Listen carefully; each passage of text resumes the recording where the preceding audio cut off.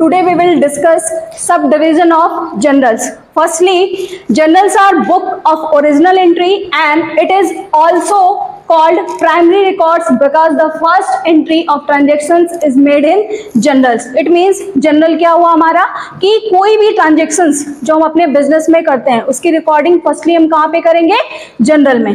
Secondly, in a large business concern, a journal is divided into parts so that several clerk could work at the same time. This is known as subdivision of journal. It means हम उसको कई parts में divide कर देते हैं जिसको हम बोलते हैं क्या? Subdivisions of journals. Next one is need for subdivision of journals. When business transactions where very few, only one book of original entry called journal was used. Starting में जब जनरल के बारे में किसी को भी कोई नॉलेज नहीं थी तो हमारे जो भी अकाउंटेंट्स थे वो जनरल के लिए सिर्फ ओनली एक बुक का यूज करते थे. इट मीन्स हमारे बिजनेस में जितनी भी ट्रांजेक्शन्स होती थी उनको हम ओनली वन बुक में रिकॉर्ड करते थे.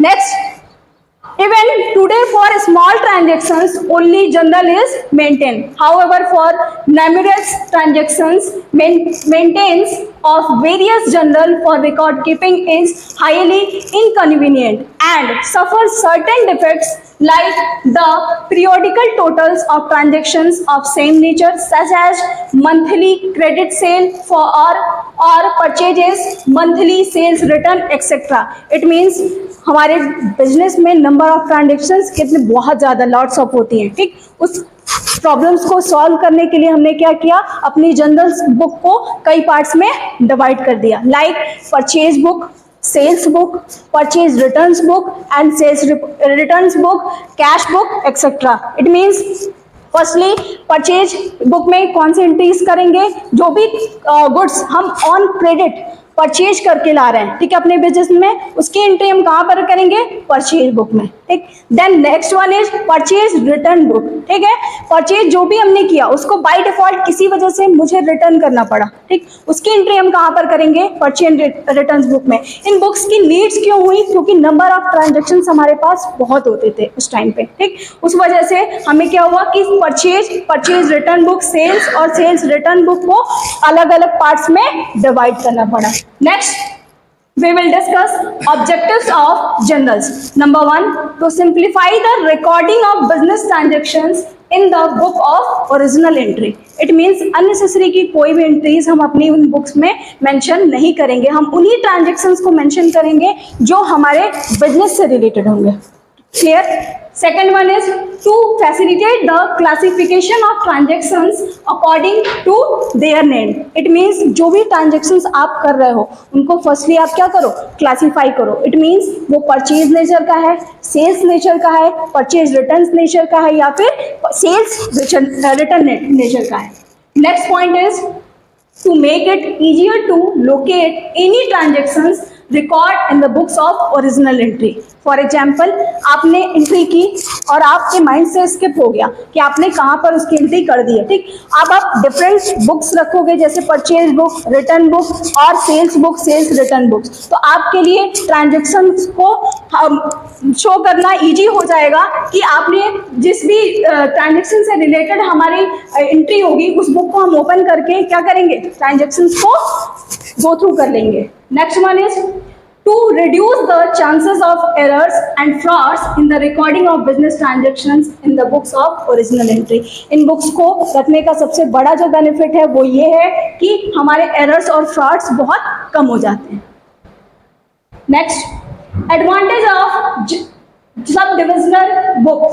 Next, first one is recording the transactions in the book of original entry is specified and time and labor are saved. It means in books को रखने का मेन पर्पस क्या है कि हमारा टाइम और लेबर बोथ सेव होते हैं.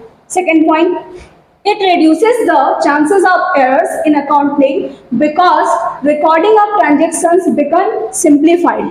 बहुत ही सिंपल वे में हम उसको रिकॉर्ड कर सकते हैं। अगर सपोज हमने एक ही बुक रखी जनरल की, ठीक, उसमें हमने बोथ एंट्रीज की, purchase returns like sales return, तो हमें कंफ्यूजन होने के चांसेस ज़्यादा हैं। ठीक है, जैसे कोई भी ट्रांजेक्शन अगर हमें देखनी है तो हमें डेट्स याद रखनी पड़ेंगी। इस बुक के थ्रू क्या है कि हमें जिस भी डेट की ट्रांजेक्शन हमें देखनी है, परचेज से रिलेटेड हो या सेल्स से रिलेटेड हो। दूसरा सबसे बड़ा बेनिफिट जो है हमारा वो ऑडिट में मिलता है। क्लियर, कि जब हम ऑडिटर को हायर करते हैं अपने अकाउंट्स को ऑडिट कराने के लिए, तो उस टाइम भी ये बुक हमें हेल्प आउट करती है। ठीक, next one is third point, when different types of transactions are recorded separately, the journals will not become bulky and hence can be handled easily by clerk. It means बहुत bulk में आपका notes वो prepare नहीं होगा। कोई भी आप small size की बुक परचेज करके देन उसमें उससे रिलेटेड, क्योंकि नंबर ऑफ ट्रांजेक्शन्स हमारी कम हो जाएंगी। परचेज बुक में ओनली जो भी गुड्स हमने परचेज किया है सिर्फ वही ट्रांजेक्शन्स क्या करेंगे, नोट करेंगे।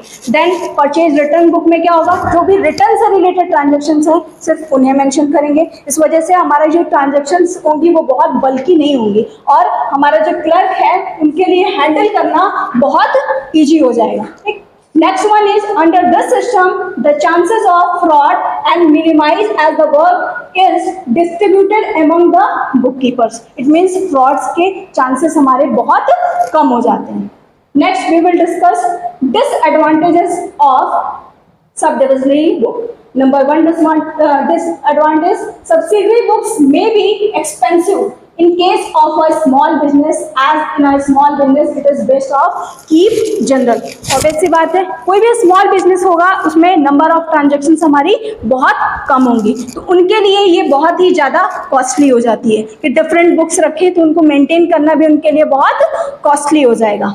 सेकेंड डिसएडवांटेज हमारी क्या है, it requires some basic knowledge of accountancy, as if any of the entries are recorded incorrect then it will be a problem और they need to be rectified.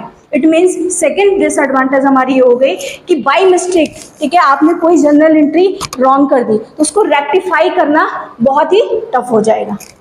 ठीक।